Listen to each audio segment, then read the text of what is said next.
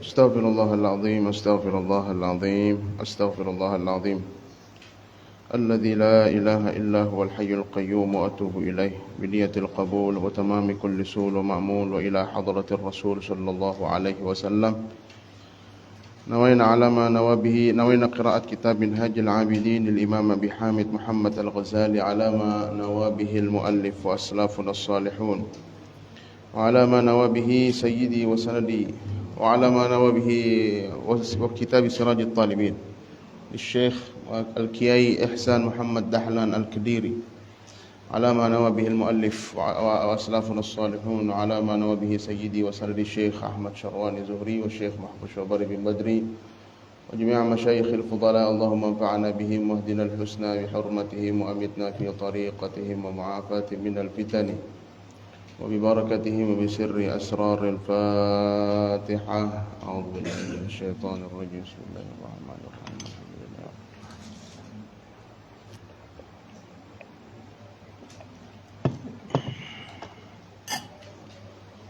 صراط الذين أنعمت عليهم غير المغضوب عنهم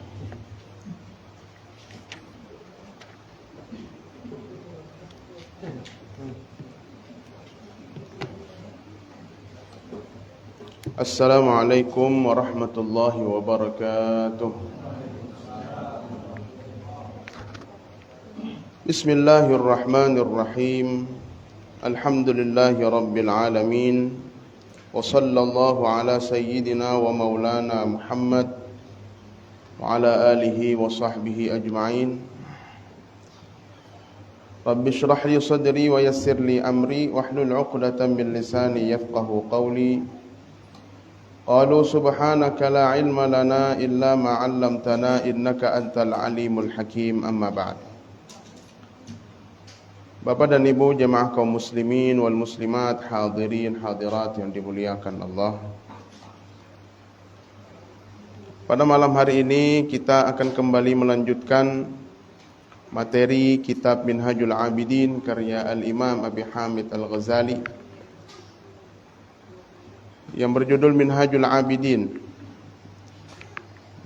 di mana kita akan melanjutkan kembali pembahasan tentang perantara atau tahapan ketakwaan yang kelima, perantara atau agar kita bisa mencapai ketakwaan kepada Allah, maka kita harus menjaga 5 anggota tubuh. Dan kita masuk pada anggota tubuh yang kelima, yaitu perut. Telah kita sampaikan beberapa waktu yang lalu dan kita telah selesaikan. Ada 5 anggota tubuh sebagai syarat untuk mencapai ketakwaan. Sering kita mendengar kalimat takwa, tapi bagaimana bentuknya kita belum tahu. Nah, ini Imam Al-Ghazali menjelaskan. Jadi ada 5 anggota tubuh yang harus kita jaga, baik dari perkara yang diharamkan oleh Allah atau perkara halal yang berlebihan. 2. Bukan hanya perkara haram yang kita fokuskan, tetapi juga perkara yang halal yang berlebihan. 5 anggota tubuh itu yang pertama al-ain, mata, al-udhun, telinga, al-lisan, lidah, wal qalbu dan hati, dan terakhir wal batnu, perut. 5 ini kalau kita bisa menjaga dari segala bentuk yang membahayakannya, maka kita akan naik pada tingkat ketakwaan. Imam Al-Ghazali mengatakan al-faslul khamis al-batnu wa hifdhuhu. Thumma 'alaika waffaqaka Allah bihifdzil batni wa islahihi. Anggota tubuh yang kelima adalah perut dan bagaimana menjaga perut. Wajib bagimu memelihara perutmu dan meluruskannya. Islah. Maksud meluruskan ini lain diluruskan, dikuruskan lain. Maksudnya dibagusi. Kenapa harus kita pelihara dan luruskan perut kita? Kita perbaiki. Fa innahu asyaqqul a'dha'i islahan 'alal mujtahid. Perut itu adalah anggota tubuh yang paling sulit untuk diperbaiki bagi mereka yang berjuang untuk sampai pada kesempurnaan ibadah. Bahasanya Imam Al-Ghazali, orang yang berupaya untuk bisa sampai pada ma'rifat, yang paling dijaga betul, yang paling berat bagi dia untuk diperbaiki, untuk dibersihkan adalah perut. Lain hati, perut. Kenapa? Karena perut itu adalah mesin, ibarat mesin dia. Mesin yang mengalirkan pergerakan pada sendi-sendi yang lain.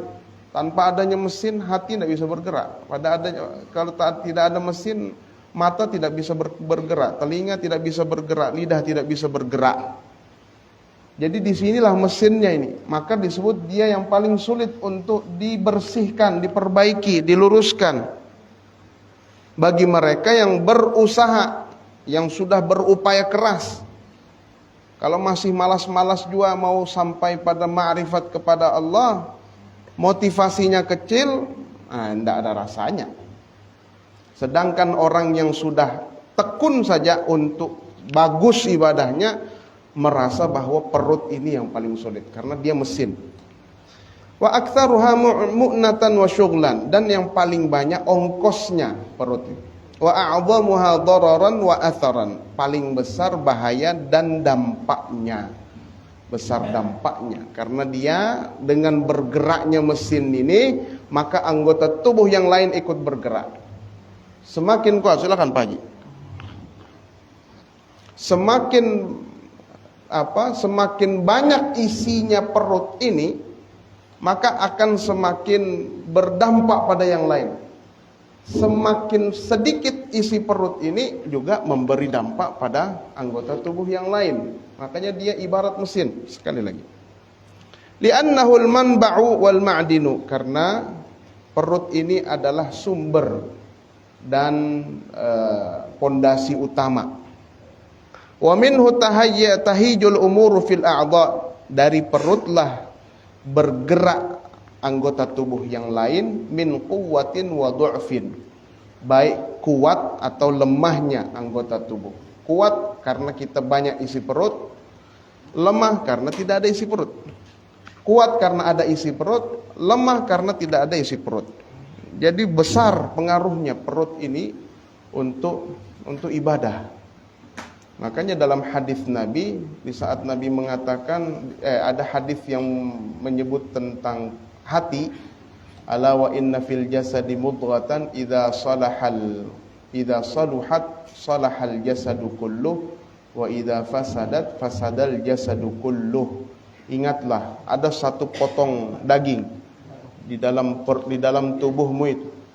Apabila dia bagus daging itu, maka semuanya akan ikut baik. Jasad, anggota tubuh yang lain ikut membaik. Tapi kalau sepotong daging itu tidak baik, maka anggota tubuh yang lain tidak baik. Apa dia sepotong daging itu? Itu adalah hati. Tetapi jangan dititik di situ. Oh, ternyata hadis ini pangkalnya adalah berkaitan masalah halal dan haram. Halal, haram, syubhat. Ulama kemudian menyimpulkan hati tidak mungkin baik kalau kita belum selektif memilih yang mana yang halal, yang mana yang haram, dan bagaimana menghindari yang syubhat. Digeser aja Pak. Ini masih banyak kosong. Baji, nyaman bersandar ini.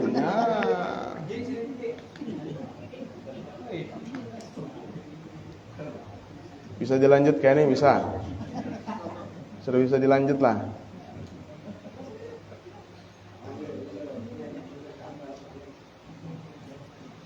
Wa iffatin wa jimahin wa nahwihi.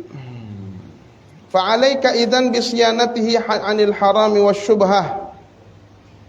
Maka wajib bagimu, karena pentingnya posisi perut tadi, menjaga perut tadi dari perkara haram dan syubhat. Kalau tidak jelas halal haramnya jangan diambil.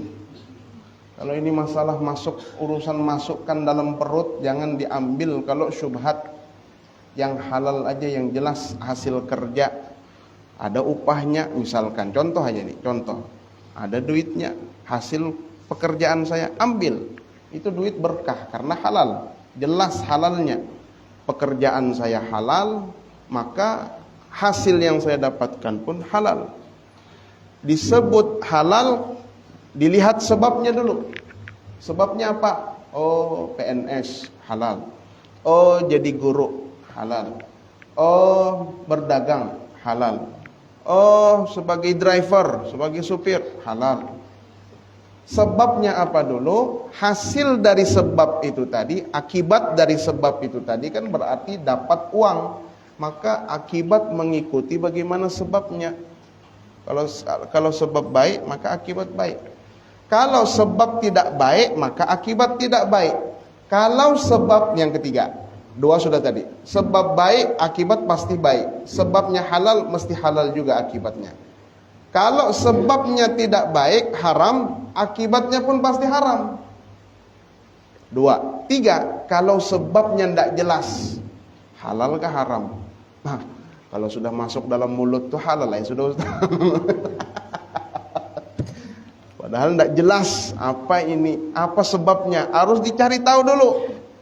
Harus dicari tahu dulu. Kalau belum jelas sebabnya, maka tidak jelas pula akibatnya. Maka itu disebut syubhat. Nabi pun mengatakan, la ya'lamuhunna katsirun minan nas. Banyak orang yang tidak tahu atau tidak mau tahu tentang perkara syubhat. Pokoknya kalau sudah dalam mulut halal Ustaz. Kalau belum masuk dalam mulut baru bisa kita diskusikan. Kalau sudah masuk dalam mulut lain cerita. Tidak boleh. Namanya syubhat aja juga. Jadi jangan sampai yang masuk ke dalam perut itu perkara syubhat, apalagi yang haram. Nah, ini pondasi awalan kata Imam Al-Ghazali. Ini pertama, paling bawah. Tapi kalau kamu mau ma'rifat kepada Allah, tidak cukup hanya haram dengan syubhat saja. Apa kata beliau? Tsumma an fudulil halali thaniyan in kanat laka himmatun fi ibadatillahi ta'ala. Kemudian jaga perutmu dari perkara halal yang berlebihan apabila kamu punya semangat dalam beribadah kepada Allah. Maksud ibadah ma'rifat kepada Allah. Yang halal berlebihan itu juga tidak bagus. Kalau mau ibadahnya semakin baik, ya kita bisa mengukur diri kita memang. Ibadah kita ini, karena ini mesin tadi nih ceritanya. Kalau ibadah kita tegak-tegak nimaha, berarti apa permasalahannya nih? Permasalahan perut sebetulnya. Oke lah, kita syubhat dengan yang haram kita jauhi, bagus sudah. Tetapi ada tingkatan lebih naik lagi di atas, yaitu perkara halal yang berlebihan. Sudah tidak itu juga dihindari. Kalau belum, tidak bisa naik-naik orang. Tapi jangan pula berpikir, wah ini berbicara masalah perut ini, Ustadz ini pandangan tersorot kepada beliau ini. Karena yang paling gemuk Ustadz. Nah, jadi begini. Oke lah, anggaplah saya ini banyak makan, anggaplah sudah. Tetapi bukan semua orang yang gemuk itu karena banyak makan. Tidak. Ukuran di sini masuknya dalam mulut, masuknya ke dalam perut, ukurannya itu bukan gemuk atau kurusnya seseorang. Itu pandangan tasawuf jangan disalahkan, jangan disalah tempatkan. Urusan gemuk, urusan kurus, ulama kita banyak yang gemuk. Apa kemudian mereka tidak bertakwa? Apakah kemudian orang kurus paling bertakwa? Apakah orang paling kurus yang tidak gemuk-gemuk, apakah itu disebut paling bertakwa? Tidak juga. Nabi tidak kurus. Nabi tidak kurus, Nabi berisi. Nah, kalau disebut kurus dan gemuk itu ukuran ketakwaan, masa Nabi bukan orang yang bertakwa? Tidak dong. Jadi bukan ukuran, dan ini bukan pembelaan lah, bukan. Bukan. Ulama-ulama tasawuf pun demikian. Ini saya menyampaikan ini agar edukasinya benar gitu, informasinya pas gitu. Nah, jangan dilihat, wah ini Ngomong zuhud, ngomong perut dijaga. Tapi maka timbangan paling besar. Paling berat ini.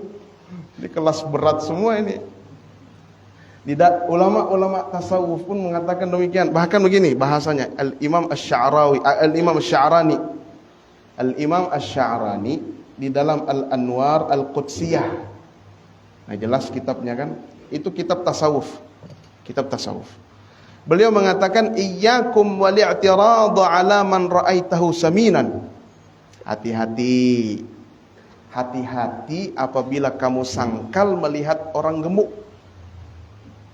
Hati-hati kalau melihat, berhati-hatilah, waspadalah kamu jika hatimu memberontak saat melihat orang gemuk. Hati-hati. Kenapa? Fa innal hubba, di sini alasannya. Fa innal hubba idza tamakkana minal 'abdi samuna.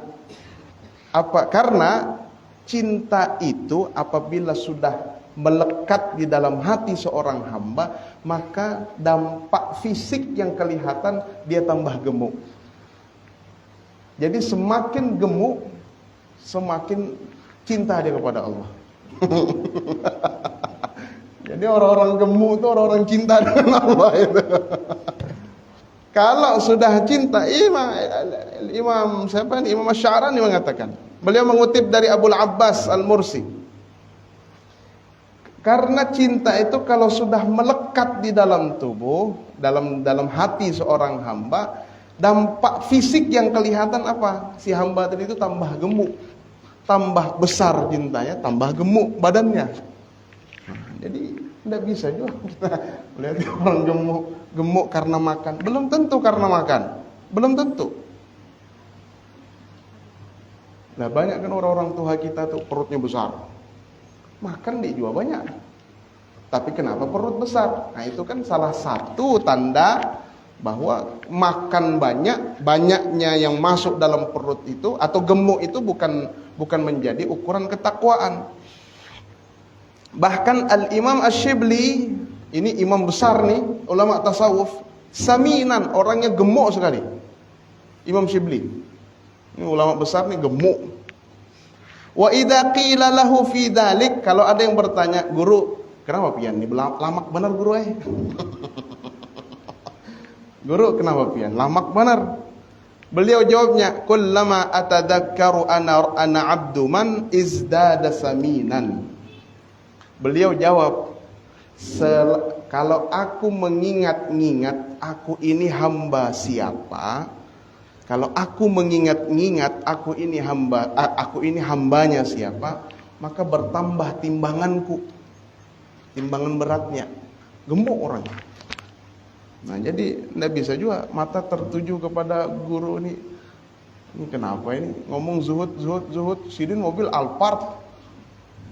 Mau makan maka banyak banget makanan, belum tentu bisa gemuk badannya, belum tentu ukuran ketakwaan itu dari kegemukan. Bahkan ada lagi sebuah kisah seorang guru dalam kitab Al-Anwar Al-Qudsiyah juga disebutkan. Seorang guru sedang menyampaikan materi tentang zuhud terhadap dunia kepada murid-muridnya. Salah satu muridnya di dalam hati aja sangkal gitu nah, sangkal. Oh, ngomong zuhud pian gana lawak. Pian gana lawak. Zuhud. Orang zuhud kurus-kurus. Pian gana lawak, enggak cocok materi dengan materi dengan pematerinya enggak cocok. Padahal itu di dalam hati aja ngomongnya. Di dalam hati. Akhirnya si guru tadi ini bilang bahwa aku ini gemuk bukan karena makanku banyak. Tahu isi hati si murid tadi. Aku ini gemuk bukan karena makanku yang banyak, tetapi rasa cintaku kepada Allah yang besar. Ini bukan pembelaan, bukan. Sekali lagi lain pembelaan. Dan juga bukan pian harus gemuk-gemuk, enggak. Yang jadi ukuran ketakwaan di sini, asupan makan itu bisa terjagakah? Tidak. Mau bertakwa enggak? Mau. Jaga dari perkara syubhat. Perut itu isinya jangan sampai ada yang syubhat. Yang jelas halal aja diambil. 2, yang halal syubhat dengan yang haram. Syubhat aja enggak boleh, apalagi yang haram. Nah, kalau mau lebih tinggi lagi, hindari perkara halal yang berlebihan. Jadi bukan ukurannya gemuk atau kurus, lain. Imam Al-Busiri juga mengatakan farubba makhmasatin syarrum minat tukhami. Bisa jadi orang yang kurus lebih ambisi duniawinya besar, lebih besar ambisi duniawinya daripada orang yang gemuk. Bisa jadi. Orang kurus daripada yang gemuk. Siapakah? Enggak tahu. Enggak tahu siapa. Nah itu. Jadi diluruskan lagi, bukan gemuk atau kurus, enggak, tapi asupan makan. Dan enggak bisa juga kita ngukur orang. Makannya banyak ini, berarti ini orangnya enggak bertakwa nih. Enggak bisa. Kebutuhan orang beda dengan kita. Dia makan sepiring sudah KO sudah itu. Kalau orang barangkali 2 piring baru terasa tegak badannya, enak. Bukan kenyang enggak, 2 piring. Bisa jadi kebutuhan orang masing-masing enggak bisa kita ini kita membahas tentang perut. Ini masalah makan banyak ini. Adakah makanan? Ada di belakang. Ada di belakang ini makanan. Nah, itu dia ya. Kalau mau lebih tinggi lagi, maka hindari perkara halal yang berlebihan. Nah, itu tergantung. Makanya sekali lagi, yang biasa sudah saya sampaikan, kita belajar tasawuf ini adalah untuk membuat standar diri kita sendiri. Jangan kita jadikan standar untuk orang lain. Wah, malam tadi habis Mbak Anu belajar lawan Ustadz Fauzi di Langgar Nidaul Khair, masalah halal yang berlebihan. Itu makannya banyak benar makannya. Orang ditunjuk. Orang ditunjuk. Salah. Ini bukan untuk orang, untuk diri sendiri. Jadi jangan ngukur-ngukur orang lain. Nah itu juga kadang kita nih latah. Belajar ya, aku ma'rifat sudah, ma'rifat. Orang disalahkan ma'rifat. Nah aneh pulang, ini ma'rifat datang mana? Fa'ammal haramu wa syubhah. Kita harus menghindari perkara haram dan syubhah. Fa'innama yalzamuka al-bahthu anhuma. Kewajiban kita adalah al-bahthu anhuma. Teliti dengan yang halal, teliti dengan yang syubhat. Teliti dengan yang haram, teliti dengan yang syubhat. Li thalathati umurin, karena 3 alasan. Tapi sebelum ke situ, kita Bapak Ibu lah enggak tahu yang mana yang halal, yang mana yang haram kalau kita tidak belajar apa itu halal, apa itu haram. Fikih namanya. Maka ini tasawuf itu kuat sekali keterkaitannya, erat sekali keterkaitannya dengan fikih dan tauhid. 3 tuh. 3 jalur, tujuannya 1. Kita mana mungkin kita tahu yang mana yang halal, yang mana yang haram kalau kita tidak ngaji duduk kita untuk mempelajari fikih yang mana yang halal, yang mana yang haram ini. Saya misalkan bekerja, ayo, ada orang membeli. Sekarang jual beli ini haram atau halal? Kalau orang tidak belajar kan tidak tahu bagaimana bentuk yang halalnya, bagaimana bentuk yang haramnya. Datang misalkan menggadai berhutang emas tuh. Nah, kalau orang tidak tahu, maka duit sudah diambil, dimakan pulang, masuk dalam tubuh. Tidak tahu bahwa transaksinya transaksi tidak benar. Apalagi kalau sudah membahas riba itu. Walaupun riba banyak macam-macamnya. Nah, kita sekali lagi tidak bisa kita menjadi orang bertakwa dengan memelihara perut kita dari perkara yang haram atau syubhat kalau kita tidak tahu bagaimana mekanismenya halal dan haram. Tidak tahu. La ilaha illallah. Ada 3 alasan. Ada 3 alasan kita harus teliti haram halal. Awwaluha, yang pertama, alasan pertama, hadaran min nari jahannam.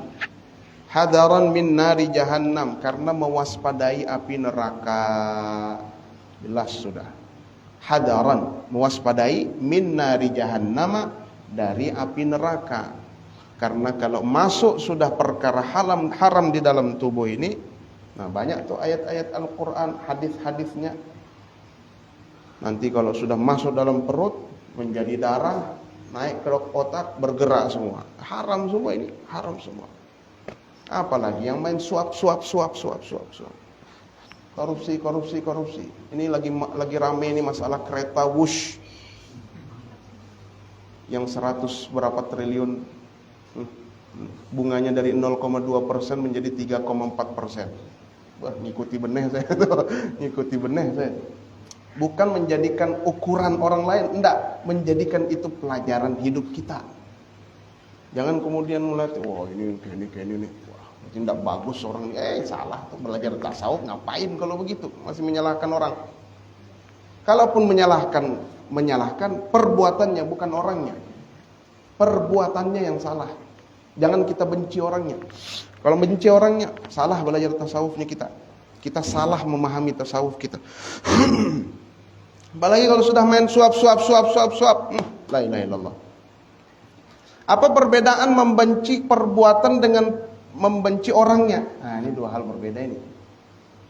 Membenci orangnya dengan membenci kemaksiatan perbuatannya. Kalau membenci orangnya, ini orang kalau sudah baik, rasa benci kita tidak hilang-hilang. Itu tuh. Baik sudah orang ini, berislam, beribadah secara maksimal sudah baik sudah. Dulu memang tidak bagus dia, tapi sekarang baik. Tapi namanya kita benci dengan orangnya langsung, maka kita tetap membenci dia meskipun dia baik. Itu salah. Makanya diancam para ulama, kalau kita membenci makhluk, membenci manusia, ingat dia ini makhluk punya Allah. Kalau kita benci sama ciptaan Allah, kita benci sama penciptanya berarti. Itu tidak boleh. Beda kalau misalkan kita benci dengan perbuatannya. Nah, kalau perbuatannya, saya tidak bagus perbuatannya itu. Korupsi dia. Korupsinya saya tidak suka. Dia kemudian menjadi orang baik, bertaubat, di penjara, tertangkap KPK, di penjara, atau macam-macam apakah kemudian. Akhirnya dia menjadi baik setelah itu, bagus. Kita tidak membenci, tidak ada lagi alasan kita untuk membenci, karena sudah tidak ada lagi materi yang membuat kita membencinya. Tidak ada lagi materinya sudah. Itu beda antara membenci makhluknya, orangnya, dengan membenci perbuatannya. Hadaran min nari jahannam, mewaspadai neraka jahannam. Nauzubillah, jangan sampai masuk perkara haram dalam perut. Jangan sampai. Qala Allah subhanahu wa ta'ala, Allah berfirman, innal ladzina ya'kuluna amwalal yatama zulman innama ya'kuluna fi butunihim nara.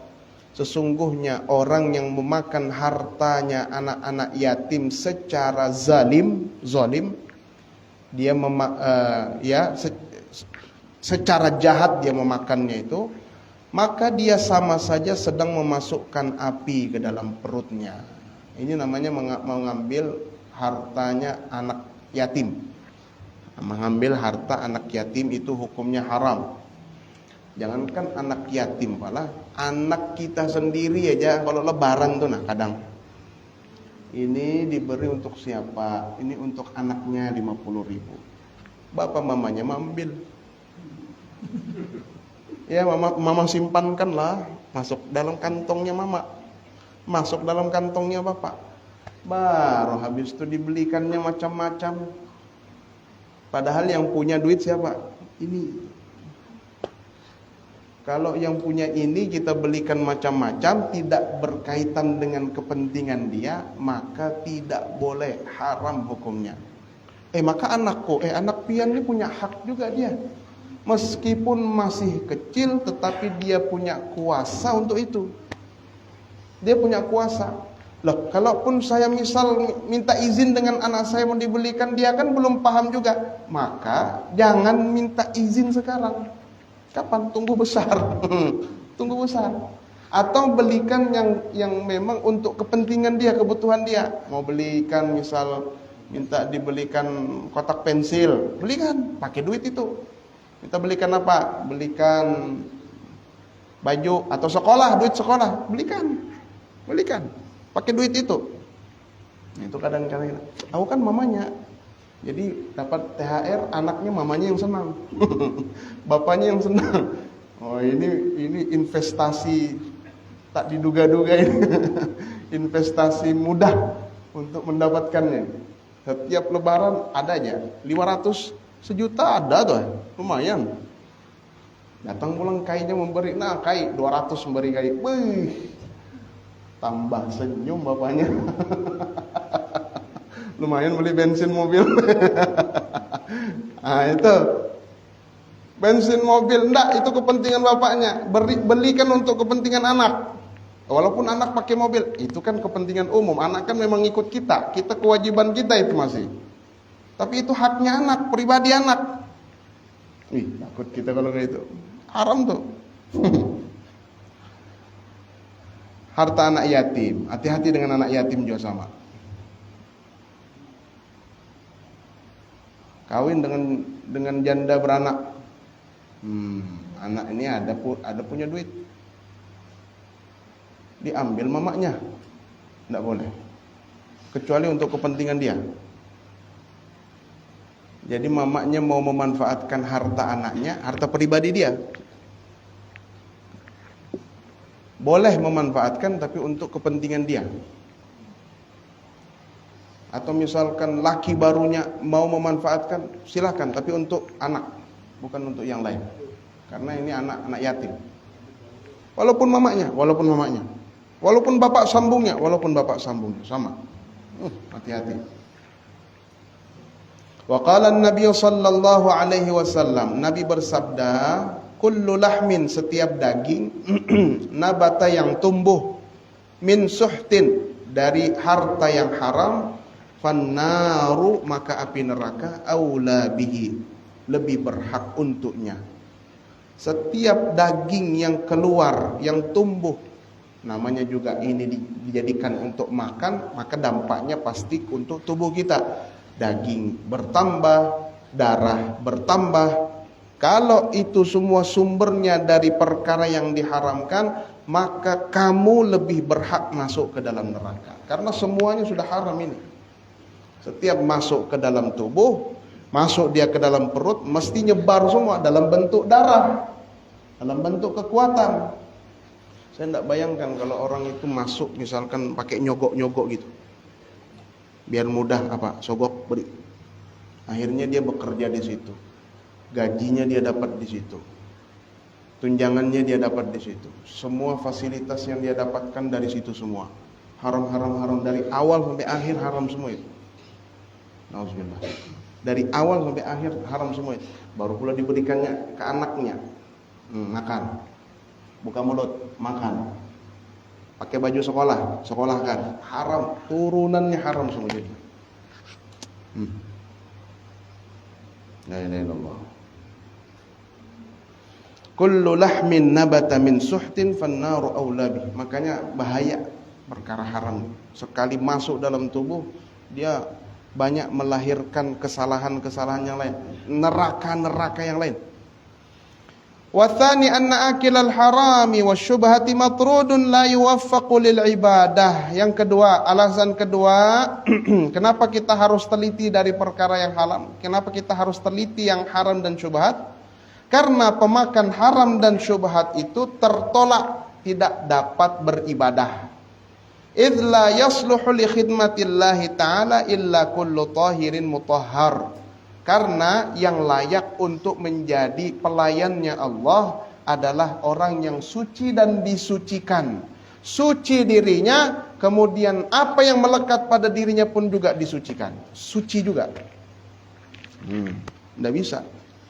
Makanya kalau sudah orang, ya barangkali bisa juga kita melihat ada yang dari duit haramnya bisa juga haji. Bisa juga. Tapi apakah itu haji diterima? Wallahu a'lam. Tidak jelas.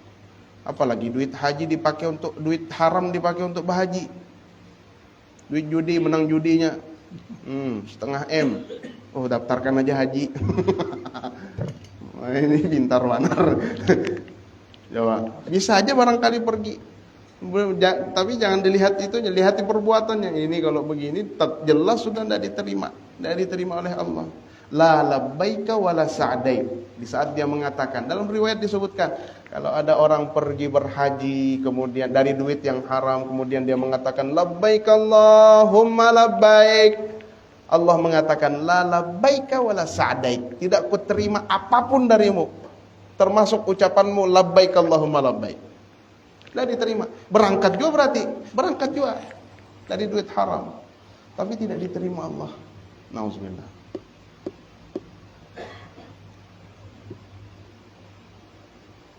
Duit hasil nipu misalkan. Saya biasa kalau di chatting orang apa, ada orang meretas akun Facebook siapakah, baru kemudian minta duit, guru minta duit, padahal kan penipu nih, yang memakai akun Facebook orang lain. Guru, bisakah kirim pulsa 100.000? Wah, biasa kan gitu. Biasa kan itu anunya tuh. Bisa kan ngirim 100.000 ATM lagi ke Dadana, lagi jauh dengan ATM, tidak ada uang cash.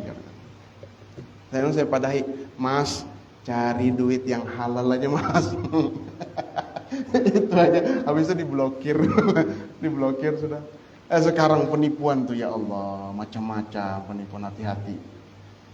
Motor, hati-hati motor, jangan sampai tidak dikunci, jangan sampai pokoknya janganlah. Rumah, jangan pulang modal tawakal tuh, wah kok biar aja rumahku tuh kada usah dikunci, biar aja dah, ada aja Tuhan menjagai. Sekali hilang juga TV, siapa disalahkan? Tuhan disalahkan? Lain. Nah itu masalah lain lagi tuh. Yang jelas penipuan ini wah ini banyaknya, la ilaha illallah. Sekarang sudah ada, saya lihat itu dia pakai video, pakai baju polisi di videonya ini. Nah ada orang bu ya, ini yang memvideo ini orang yang berbaju polisi tadi. Ini anaknya ini tertangkap di jalan ini gara-gara narkoba. Ini videonya aja deh, dia lagi videoannya. Jadi yang di kawannya yang sama-sama penipu, yang seakan-akan jadi korban, jadi anaknya itu tadi, ya begini kepalanya. Jadi jar korban, coba lihat ke mukanya Pak. Oh ya mirip anak saya, oh ya, nah, sudah kena sudah itu. Nah ibu kalau mau damai, kalau sudah berbicara damai itu 2-3 juta keluar tuh. Kalau mau damai 2-3 juta. Nah, ya banyak sekarang model-model penipuan. La ilaha illallah. Nauzubillah. Karena orang begitu ndak bisa beribadah, Pak. Ndak bisa. Ini Imam Al-Ghazali. Karena pemakan duit haram, pemakan duit syubhat itu tertolak dia. Tidak diberi kekuatan Allah untuk beribadah. Kalaupun dia terlihat beribadah, itu bukan ibadah. Itu bukan beribadah. Tidak memberikan ketenangan ibadahnya itu. Tidak memberikan kepuasan. Hati-hati kita. Ini banyak penipuan. Kalau ada orang nelpon tidak jelas nomornya, jangan diangkat. Ini tuh banyak juga nih penipuan. Sekali dibuka video call, wih, kenapa burit yang muncul? Sekali direkam videonya, baru nauzubillah, baru wah ini mukanya si anu nih. Nah, sudah dapat sudah. Seakan-akan kita sedang melihat burit. Baru di chattingnya, kamu mau kusebarkan kah? Kalau anda mau kusebarkan, bayar 8 juta. Tambahin lagi 40 juta. Tambahin lagi. Wah, makanya saya kalau sudah tidak jelas itu nomor, tidak saya angkat. Siapapun nih. Kecuali, pokoknya tidak. Kalau keluarga mesti tahu. Tidak ada kecuali nih. Tidak ada kecuali. Anak jamaah juga tidak ada jamaah. Wah yang ini luar biasa orang. Luar biasa. Bisanya tuh nah. Yang lagi kayak muka-muka teknologi AI ini kan. Jadi mukanya muka Raffi Ahmad. Ya kan? Wah, Anda menjadi pemenang. Padahal sudah jelas itu pasti buatan orang. Cuma kadang korbannya ini orang-orang yang juga kurang edukasi internetnya kurang. Wih, Raffi Ahmad, aku menang 50 juta. Jar gambarnya itu Raffi Ahmad, tapi transfer dulu 4 juta. Habis 4 juta hilang. Raffi Ahmad jar. Orang mencari duit haram sekarang. La ilaha illallah. Luar biasa. Yang baru lagi nih, pembelian mobil malah disekap, disiksa, di video pulang. Berempat. Niat beli mobil mewah, di Tangerang. Niat beli mobil mewah, diminta bertemu.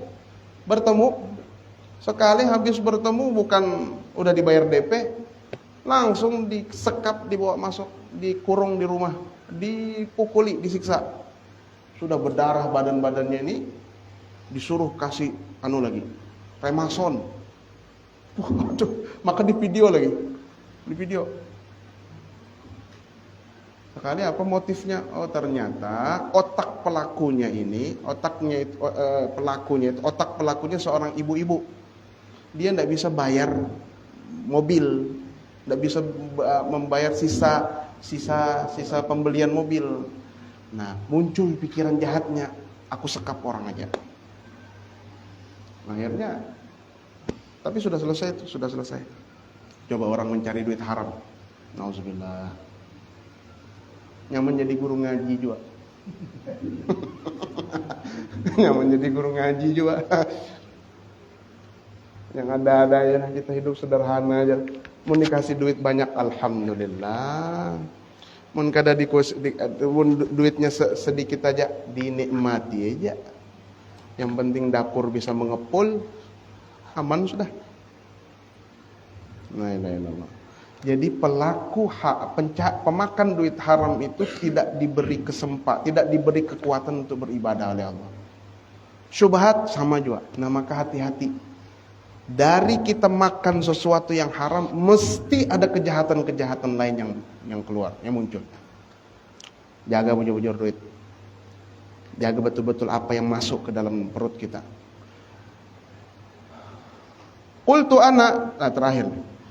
ana, saya menambahkan jadi Imam Al-Ghazali, alaisallahu ta'ala, bukankah Allah Ta'ala qad mana'al junuba minad dukhuli ila baitihi? Allah itu melarang orang yang berhadas besar masuk ke rumahnya. Oh, ini mempertegas bahwa orang pemakan duit haram, pemakan duit syubhat tidak layak menjadi pelayan Allah, tidak layak menjadi ahli ibadah. Kenapa? Ini alasan tambahannya dari Imam Al-Ghazali. Allah itu telah melarang orang yang berhadas besar masuk ke dalam masjid. Kan haram hukumnya. Baik perempuan haid ataupun lelaki yang junub, tidak boleh.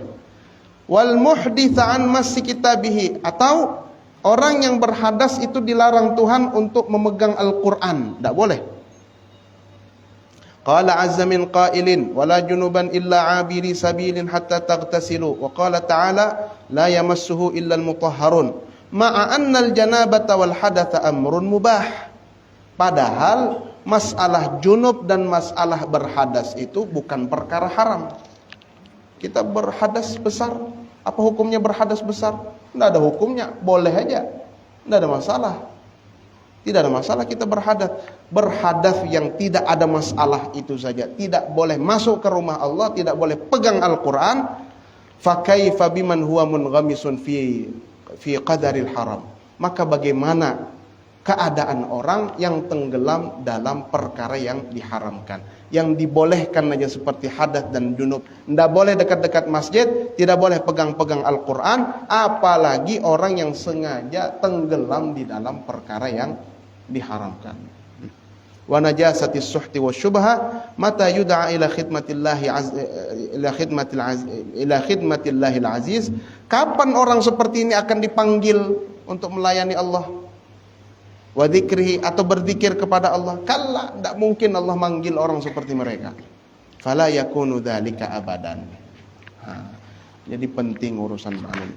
Kalau misalkan orang yang junub bukan perkara yang haram, Atau orang yang berhadas kentut, akhirnya berhadas. Kentut apa hukumnya kentut? Kentut tidak ada sunnah, tidak ada wajib, tidak ada makruh, tidak ada haram, boleh aja. Tetapi dengan kentut itu kemudian kita tidak boleh pegang Al-Quran. Dengan junub kita tidak boleh masuk ke dalam masjid. Perempuan yang haid, apa hukumnya perempuan haid? Tidak ada hukumnya itu. Boleh-boleh aja. Tetapi dengan kebolehan-kebolehan itu tidak boleh masuk masjid, tidak boleh pegang Al-Quran. Artinya jauh gitulah dari perkara yang suci. Apalagi orang yang sengaja menipu orang biar bisa makan, baru mau beribadah, mau ma'rifat kepada Allah, tapi duit haram, nggak bisa. Kapan orang ini akan dipanggil oleh Allah? Tidak mungkin. Tidak mungkin dipanggil oleh Allah. Karena dia telah mengisi dirinya dengan perkara yang syubhat dan perkara yang diharamkan oleh Allah. Nah, Bapak Ibu yang dimuliakan Allah, nah ini menjadi perenungan kita nih baik-baiknya. Kita dengan tersampaikannya materi tentang menjaga perut ini, harapannya mudah-mudahan semakin menambah motivasi kita untuk mencari harta yang dihalalkan Allah. Tapi kembali lagi, kita tidak bisa tahu ini halal atau haram atau setengah-setengah juga kalau kita tidak belajar. Maka pelajari fikih, kita harus tahu. Tidak tahu, kita tanyakan kepada ulama, bolehkah ini Ustaz? Bolehkah ini Ustaz? Bolehkah ini Ustaz? Ada yang bertanya kadang ada orang bertanya dengan saya tuh, Ustaz, ini karena memang semangat ibadahnya kuat. Ini kami ini mau menunjuk ini, mengambil dari uang masjid, apa hukumnya Ustaz? Ini sebagai penanggung jawab di masjid, ngambil uang gaji untuk dia dari uang masjid, apa hukumnya? Semangatnya tinggi. Bertanya kalau tidak tahu, jangan sudah datang masalah baru ulama. Ini sudah ada sengketa tanah, panggil guru tuh kayak menyelesaikannya. Nah, pas kemarin beli tanah, kada pernah mengundang guru. Sudah datang masalahnya baru guru digiau. Ini juga kadang masyarakat nih. Kalau sudah ada masalah baru guru, mana guru? Guru. Kalau sudah nyamannya mana lagi diingat guru tuh. Nah, itu juga kadang kita ini bukan guru mau dipanggil, enggak. Maksudnya kita punya kewajiban. Kalau enggak tahu yang mana yang halal, yang mana yang haram, tanyakan kepada guru. Yang mana yang bermasalah, yang mana yang tidak, tanyakan kepada ahlinya. Jangan kemudian sudah bermasalah baru guru dikiau. Sudah bermasalah baru guru dikiau. Guru tolong guru hitungkan warisnya guru. Hitung waris. Guru kada dapat juga warisnya kada dapat, sudah bermasalah berkelahi baru guru deh. Aduh, hai. Kasihan guru. Itulah juga. Tapi nyaman aja jadi guru ngaji. Senyaman-nyamannya jadi guru ngaji aja. Nah, itu jadi pembelajaran kita Bapak Ibu sekalian. Artinya kita juga harus tahu bagaimana mekanismenya yang halal, bagaimana mekanisme yang haram. Kalau kita tahu halal haram, syubhat kita jelas tuh. Perkara yang jelas kalau syubhat. Kalau kita tahu halal dan haram. Tapi kalau kita ini tidak bisa kita pegang, bagaimana kita tahu ini? Tidak bisa kita tahu. Baik, barangkali ini yang dapat disampaikan. Sebelum ditutup, adakah yang mau disampaikan? Pertanyaan, curhat? Apakah? Silakan Pak Haji. Waalaikumsalam. Masalah apa Pak Haji? Nggih. Bagaimana kalau kita diundang oleh orang muslim yang tidak pada makan, karena kita melakukan apa? Apakah itu termasuk syubhat atau halal? Nah, ini pertanyaan tentang mencari tahu apa yang halal dan apa yang haram. Ini bagus nih. Penunjang ketakwaan melalui perut tadi nih pembahasan kita. Nah, kita harus tahu ini. Kalau diundang non muslim kawinan, pas sebelah rumah pulang. Kawinan di sebelah. Diundang Pak Haji ke sebelah lah. Ini kami sendiri mengalami. Jadi ke sebelah lah, ke sebelah. Makan, kalau urusan makan lain kisah. Walaupun dengar-dengar, nah ini bukan haram, syubhat jadinya. Karena mendapat informasi dari tuan rumah, kami ini kalau acara begini mengundang orang di luar, maksudnya mengundang orang banyak, itu kami biasa lewat catering. Tidak kami sendiri yang masak. Nah, awalnya ini haram ini.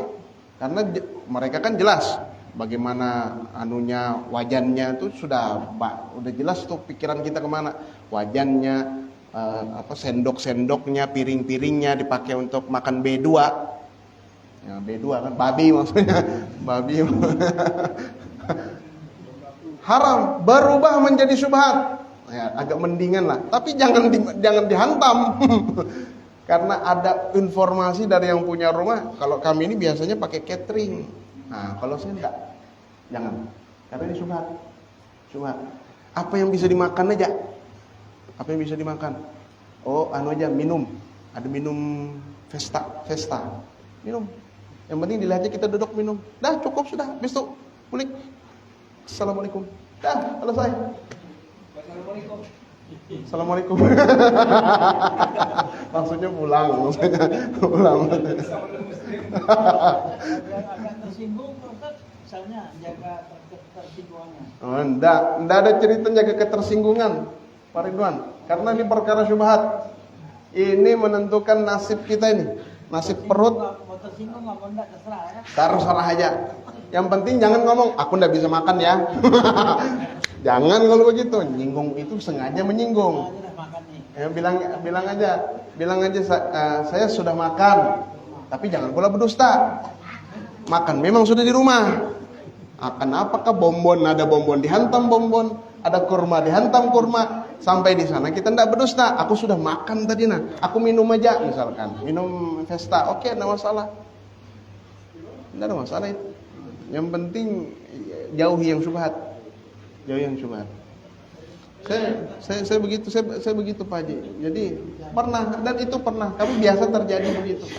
Biasa terjadi kalau ada acara kawinan. Kan tetangga-tetangga kami itu kan kawan-kawan kami main bola dulu sama-sama. Antara orang tua saling kenal dengan baik, antara anak-anak saling kenal dengan baik. Ya, jadi diminta kadang ada kawan yang kawinan, datang kita. Nggak mungkin pula nggak datang, kan sekedar anu aja. Nggak ada masalah datangnya, nggak masalah. Karena ini bukan acara peribadatan. Lain kalau sudah ada acara meninggal, bubuhannya beyasinan, bahasa kita juga. Bahas beyasinan, kami biasa bahasanya beyasinan. Bubuhannya beyasinan. Ayo sudah beyasinan. Kalau beyasinan jangan didatangi. Biar aja beyasinan di situ. Tanda kutip beyasinan, karena salah pulang disambat menghina surah Yasin pulang. Nah, kalau ini bukan acara ibadah, ini acara umum, datang aja ke situ. Kalau datang tetap datang. Masalah makan, nah ini lebih selamat, nggak usah makan. Cari yang berkemasan begini aja. Andai ada ciki kan, makan aja ciki itu. Makan aja ciki. Nah, itu kan sudah cukup. Daripada yang dimasak-masak itu, rasanya mau meyakinkan halal itu masih sulit. Masih sulit. Dan tidak semua tuan rumah ngomong ini catering, tidak semua ngomong. Bisa jadi kawinan itu kan keluarganya masak. Waduh. Karena saya tuh juga melihat juga dalam keseharian kita tahu, kadang ada suara babi lah dicucuk buritnya. Ya kita nggak tahu, dia ada acara keagamaan pasti babi itu. Babi biasanya. Oh, saya pernah dulu umur kayak anu nih. Jadi naik kan biasa manjat-manjat, badan masih langsing dulu. Manjat-manjat mobil orang. Sekali ada terpal, buka terpal. Wih, babi putih. Nggak jadi. Jadi kalau non muslim datang aja. Kita hormati undangannya, tapi untuk urusan makan minum ya bukan kewajiban kita datang undangan. Ada orang juga berkeyakinan kayak ini. Kalau ke undangan wajib makan. Siapa bilang wajib makan? Wajib datang bukan wajib makan. Dasar hendak makan aja di undangan. Dipaskan aja makan siang sekalian.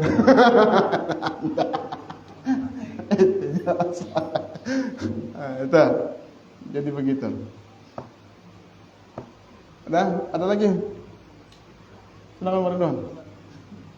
Yang ketersinggungan lagi.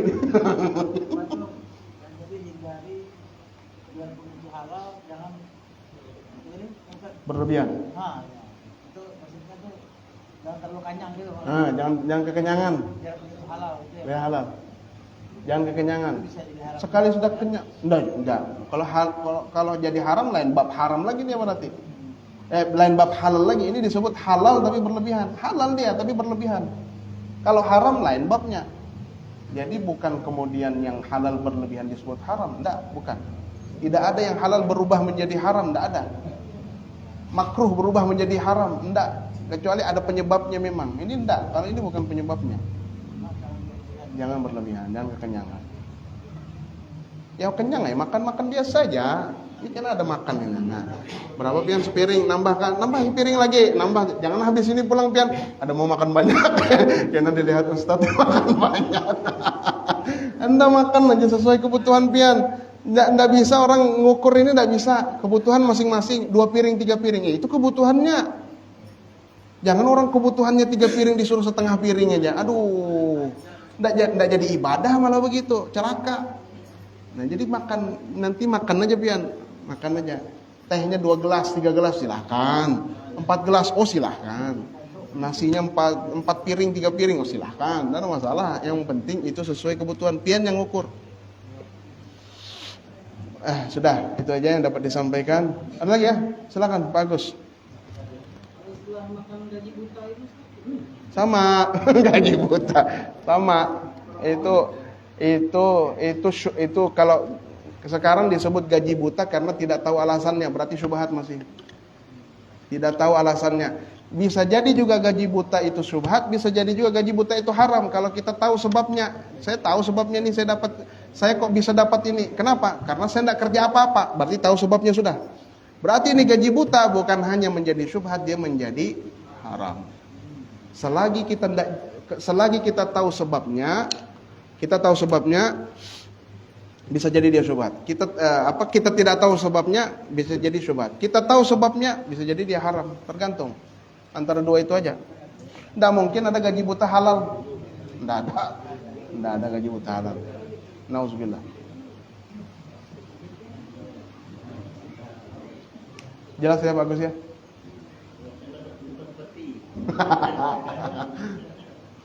Sama itu biasa. Nah ini juga nih. Nih. Pian belanja ke Indomaret. Kenapa disebut merek?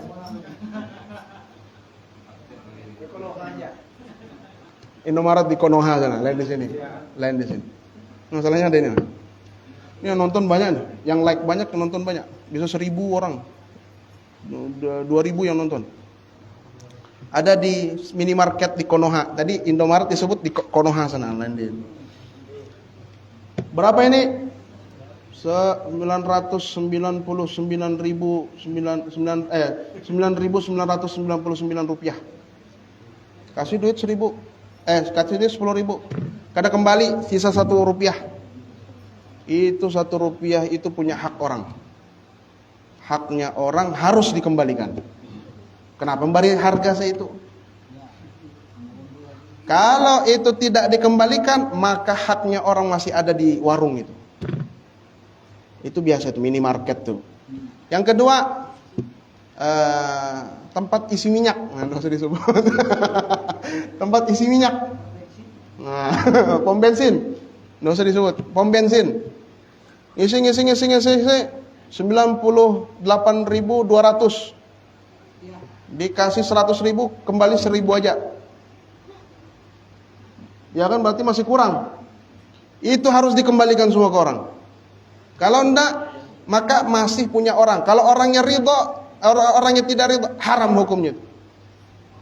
Kalau orangnya ridho, dia belum tahu, syubhat berarti. Dia kan belum tahu. Ridho tidak ridho urusan hati orang yang punya duit. Nah, itu hati-hati. Makanya saya tuh selalu bilang istri saya, hati-hati, anak jangan sampai kerja yang tidak jelas begini. Andai aku mati duluan, saya bilang istri saya begitu. Andai aku mati duluan, anak jangan kerja yang aneh-aneh. Wasiat memang sudah. Dan jangan, ini juga nih. Jangan, sudah, enggak usah disebut. Cukup itu aja. Cukup satu aja. Jangan kerja yang aneh-aneh. Itu wasiat saya ke istri saya. Jangan kerja aneh-aneh. Saya tidak ridho itu. Andai saya meninggal duluan.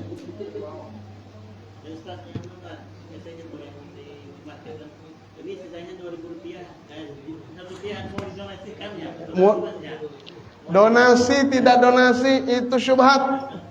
Kalau orangnya ridho, kamu tahu enggak dia ridho? Kalau ridho aman.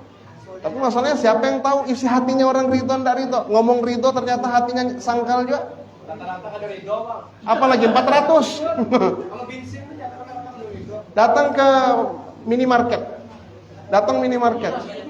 Ini Pak, saya pernah, Pak Haji, saya pernah 900 perak. Ini donasi Pak, tidak ada uang kecil, tidak mau kembalikan duit saya. Kalian kamu mencari angsuran. Siapkan angsuran. Apa sih sulitnya? Siapkan. Anda penjual, namanya kita bertransaksi, ada duit pas, ada duit kurang, ada duit lebih. Ya jadi kita yang duit lebih kita siapkan angsurannya, paskan. Tidak boleh donasi-donasi. Kecuali orangnya betul-betul aku ridho aja, biar aja. Kalau saya tanya, kalau ini donasinya kemana ini? Ke anak-anak itu siapa di situ? Enggak tahu juga Pak. Oh kalau enggak tahu kembalikan duit saya. Kamu enggak tahu juga, nanti uang saya dipakai aneh-aneh. Sekali masuk duit kantongnya juga. Enggak boleh, jualan enggak bisa. Gitu. Atau misalkan kembalikan dengan permen. Balikannya dengan permen. Orang ridho enggak dulu? Kalau orang tidak ridho, haram hukumnya. Transaksi tidak sah. Kalau orangnya ridho, aman. Tapi siapa yang bisa membongkar hati orang ini? Tidak ada yang bisa, tidak ada yang tahu. Terpaksa juga pada akhirnya. Biar aja dah, daripada lawas. Nah, itu. Donasi, diganti permen. Nah, itu macam-macam. Hati-hati. Bukan berarti tidak boleh, tapi itu terlalu rentan, beresiko. Disuruh kasih permen, yang beli kai-kai kada begigi. Aku makan bonbon ini kayak apa?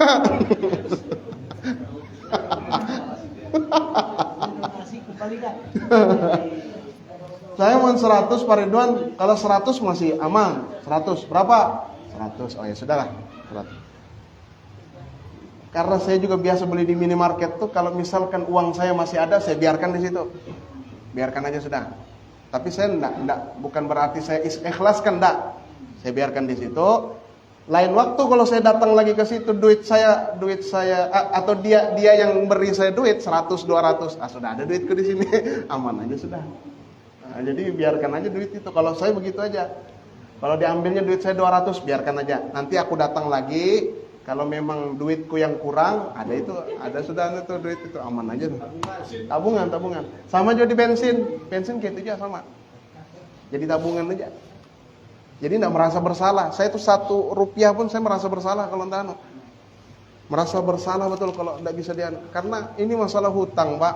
Hutang itu tidak bisa kita minta ampun dengan Tuhan kayak apa beliurnya kita berdoa tahajud. Oh, mau maafkan. Biar Tuhan bayari hutangmu, harus usah minta taubat. Hutang ini tidak ada taubatnya. Taubatnya menyahur duit hutang. Meskipun bebuih mulut, doa tahajud, sholat duha, tahajud, witir dan macam-macam, Tuhan hanya minta itu duit orang kembalikan. Dah, itu taubatnya. 1 rupiah. Jadi banyak pekerjaan syubhat tuh, hati-hati. Sudah, panjang nih kisah, karena kita sambung lagi nah. Parut lapar nih. Baik, ini saja yang dapat disampaikan, kurang lebihnya mohon maaf. Wassalamualaikum warahmatullahi wabarakatuh.